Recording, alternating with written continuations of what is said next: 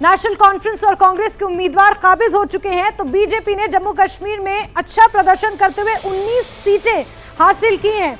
ये मनोहर लाल के घर के बाहर की तस्वीरें आप देख रहे हैं। हरियाणा में क्योंकि बीजेपी जीत की ओर बढ़ती हुई नजर आ रही है, तो आतिशबाजी यहां पर शुरू हो चुकी है। सुदेश, केंद्रीय मंत्री मनोहर लाल जिनके घर के बाहर की तस्वीरें इस वक्त आप देख पा रहे हैं, खुशियां मनाई जा रही हैं। कुछ देर पहले मीडिया के सामने भी आए थे, अपनी बात रखी, और ये देखिए उत्सव है। अंबाला कैंट की ये मार्केट है जहां से बीजेपी कार्यकर्ता झूम रहे हैं। यहीं पर अनिल विज, और अभी इंतजार है कि इस सीट का परिणाम क्या हुआ, क्योंकि रुझानों में तो यहां बाजी पल पल में बदल रही थी। बाजी कौन मारेगा इस पर नजरें हैं। चित्रा सरवारा जो यहां से उम्मीदवार है, निर्दलीय या कांग्रेस की बागी है, लेकिन बीजेपी की तरफ से एक बार फिर अनिल विज अंबाला कैंट से चुनाव मैदान में है। आश्वस्त हैं, पूरे आश्वस्त अपनी जीत को लेकर, लेकिन जब तक चुनाव परिणाम नहीं आ जाता तब तक कुछ नहीं कहा जा सकता। इतना कांटे का मुकाबला अंबाला कैंट पर, और अंबाला शहर की सीट का परिणाम भी अभी नहीं आया। वहां पर इंतजार,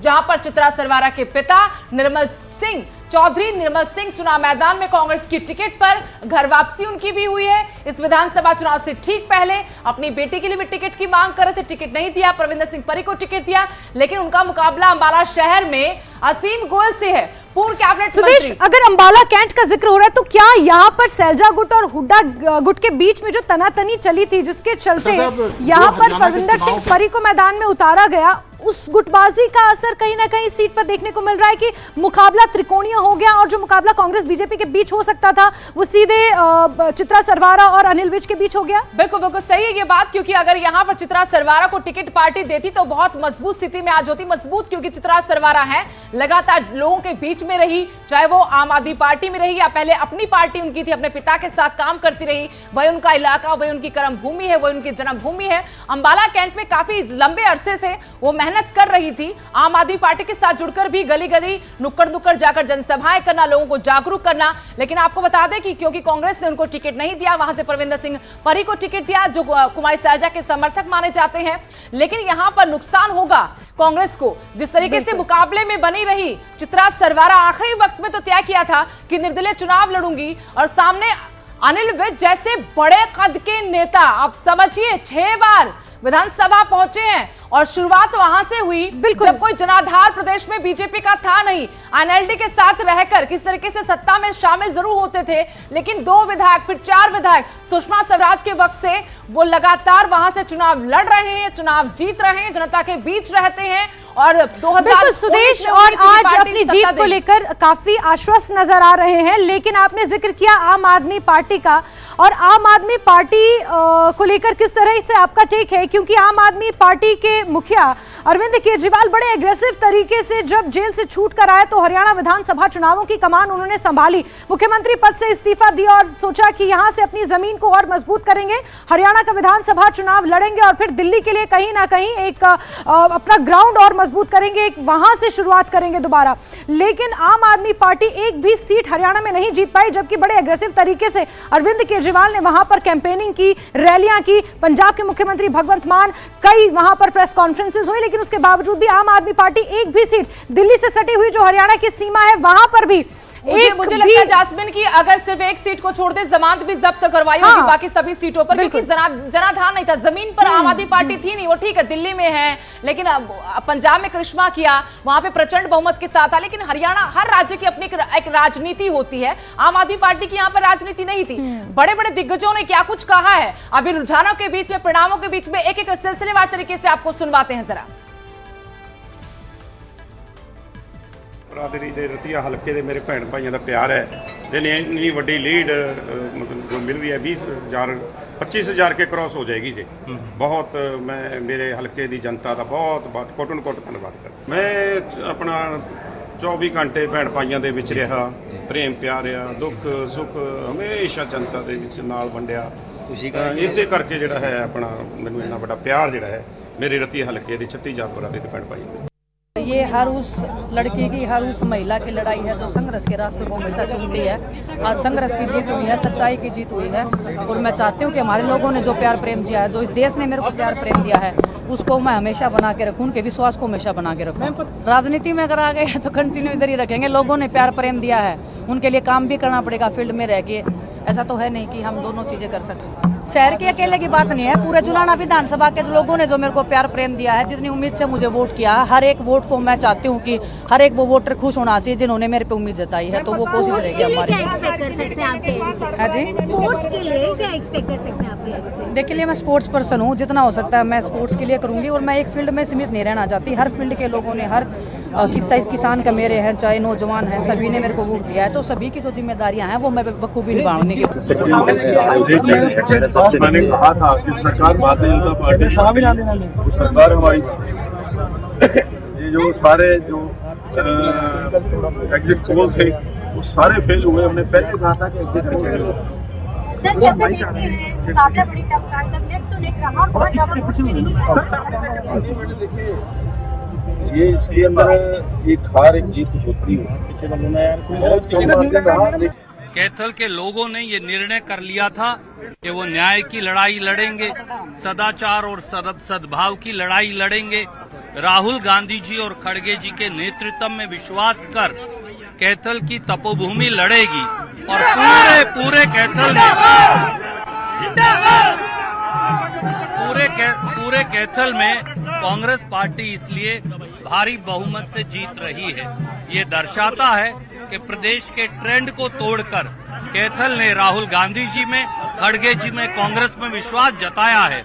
मैं हाथ जोड़कर कैथल जिले के हर एक व्यक्ति का, खास तौर से कैथल विधानसभा की तपोभूमि के हर व्यक्ति का कोटि कोटि धन्यवाद कर। देखिए व्यक्ति का केवल कर्म व्यक्ति के हाथ में है। हमने अपने कर्म को अच्छे तरीके से करने का काम किया है, चाहे वो चुनाव लड़ने की बात है या इससे पूर्व 10 वर्षों तक जो जिम्मेवारी लोगों ने दी है उस जिम्मेवारी को हमने ईमानदारी से निभाने का प्रयास किया और जो भी हम कर सके हमने किया। और साथ ही साथ भारतीय जनता पार्टी की नीतियाँ, भारतीय जनता पार्टी की जो सोच है, जो विकास के प्रति है, जो समाज के प्रति है, जो पारदर्शिता के प्रति है, जो हर व्यक्ति को उसका हक मिले, पूरा मिले, सम्मान से मिले, ये कहीं ना कहीं ऐसे विषय हैं जिनको लोगों ने उनके ऊपर मोहर लगाने का काम किया है। पहले तो मैं सोनीपत की जनता का धन्यवाद करता हूँ जिन्होंने इतना मेरे पे विश्वास जताया, अपना आशीर्वाद दिया। और मैं धन्यवाद करता हूँ पार्टी के शीर्ष नेतृत्व का जिन्होंने मेरे को टिकट देकर पब्लिक के बीच में भेजा। और साथ में जो भारतीय जनता पार्टी का एक एक कार्यकर्ता, एक एक नेता जिसने जमीनी स्तर पे सोनीपत के अंदर लड़ाई लड़ने का काम किया, रात को 2 बजे, दिन में गर्मी में 1 बजे, 2 बजे, और मैं समझता हूँ मैं उन सबका धन्यवाद करता हूँ।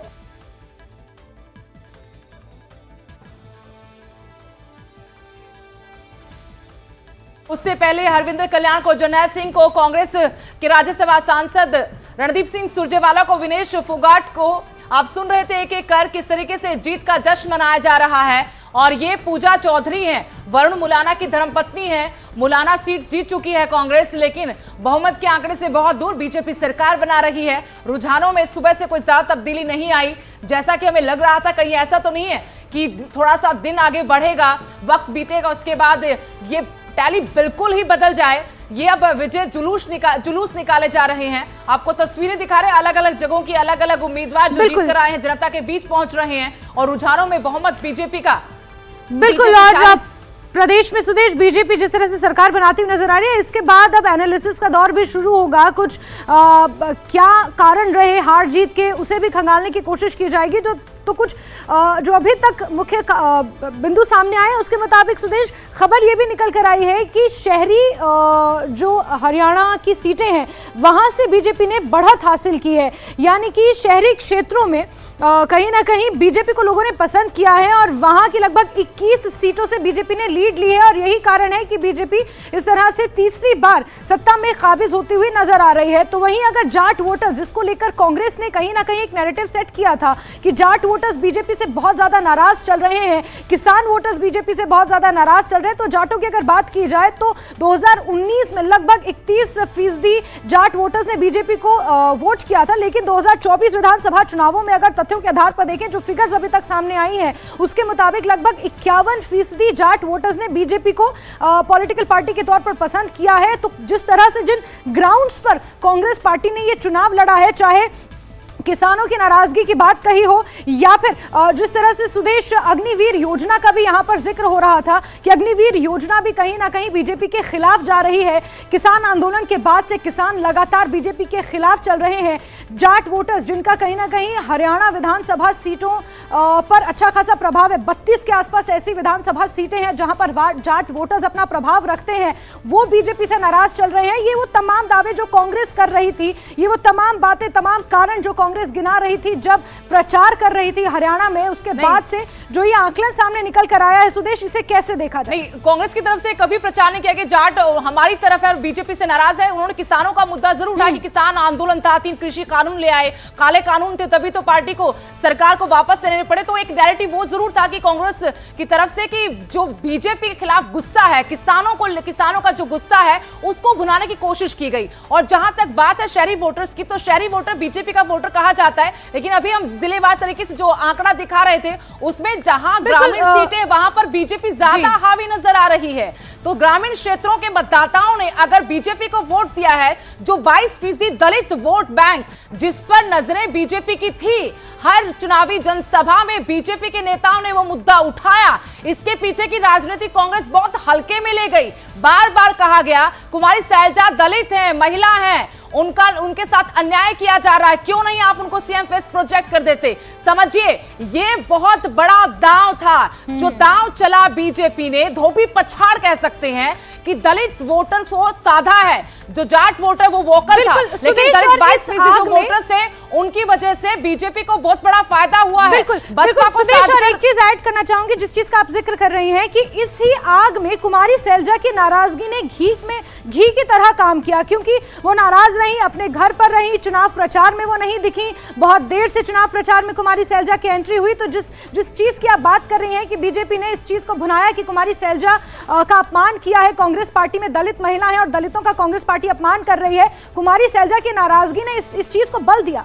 राहुल गांधी ये तो करते रहे कि जातिगत जनगणना होनी चाहिए, जातिगत जनगणना होनी चाहिए। अब इसका तोड़ बीजेपी ने ऐसे निकाला कि अगर जातिगत जनगणना आपको चाहिए तो फिर क्यों नहीं आप महिला नेत्री हैं, दलित चेहरा है, आपकी वरिष्ठ नेता भी हैं, क्यों नहीं आप उनको सीएम फेस प्रोजेक्ट कर देते। तो ये तोड़ राहुल गांधी का जो था उसको इस तरीके से निकाला। अब जातिगत जनगणना भूल जाइए, आप एक नेत्री हैं, महिला है, वो डिजर्व करती है, नहीं करती वो अलग बात है, लेकिन आप क्यों नहीं। हमने तो उनकी तरफ से ओबीसी चेहरा उतारा गया था, नायब सिंह सैनी के तौर पर, पहले पंजाबी चेहरा, जाट नॉन जाट की पॉलिटिक्स हरियाणा में, उसका फायदा बीजेपी को मिला और फिर ओबीसी दांव चला और हम देख रहे हैं कि चुनावी बिसात पर वो दांव काम कर गया। एक बार टैली पर अगर नजर डाल लें तो जीत के उस मैजिकल आंकड़े से सिर्फ 3 सीटें दूर है बीजेपी। बिल्कुल 51 रुझानों में चली गई है बीजेपी, लेकिन जीत का जो बहुमत का आंकड़ा 40, जीत के बाद वो ज्यादा दूर नहीं है भारतीय जनता पार्टी। और इसी वजह से बार बार जश्न की तस्वीरें अब बढ़ती जा रही हैं। 43 पर लीड 8 पर है, तो 40 का आंकड़ा तो सिर्फ 3 नंबर दूर है। और हम जो विश्लेषण अभी तक कर पा रहे हैं, क्योंकि अभी नहीं कह सकते कि जाट समुदाय के कितने प्रतिशत वोट मिले हैं, अभी तो पूरा आंकलन होगा। हरियाणा की 90 विधानसभा सीटें हैं और यहाँ जो 40 का जादुई आंकड़ा है वो बीजेपी की तरफ जाता हुआ सरकार तो दिख रही है साफ तरीके से, लेकिन अब मेजर सर्जरी करनी होगी कांग्रेस को सोचना होगा कि हवा में चुनाव नहीं लड़े जाते, संगठन बनाना पड़ता है। उदय भान को भले ही पार्टी प्रदेश अध्यक्ष बना दिया गया, लेकिन संगठन तो वो भी नहीं बना पाए। कुमारी सैलजा से नाराजगी रही, अशोक तंवर से नाराजगी रही। संगठन का आप जिक्र कर रही है कांग्रेस पार्टी में, संगठनात्मक तौर पर कांग्रेस की जो कहीं ना कहीं एक संगठन में पकड़ नहीं है, ये हमने हिमाचल के चुनावों में भी देखा था, क्योंकि उस वक्त आप भी संगठन ही नहीं था यहाँ। हाँ, संगठन ही नहीं था, सालों से संगठन नहीं था। अशोक तंवर को लेकर यही झगड़ा था, कुमारी सैलजा के साथ यही झगड़ा था, भूपेंद्र सिंह हुड्डा का, उनके गुट का, और अब उदय भान क्योंकि उनके अपने थे तो संगठन तो वो भी नहीं बना पाए।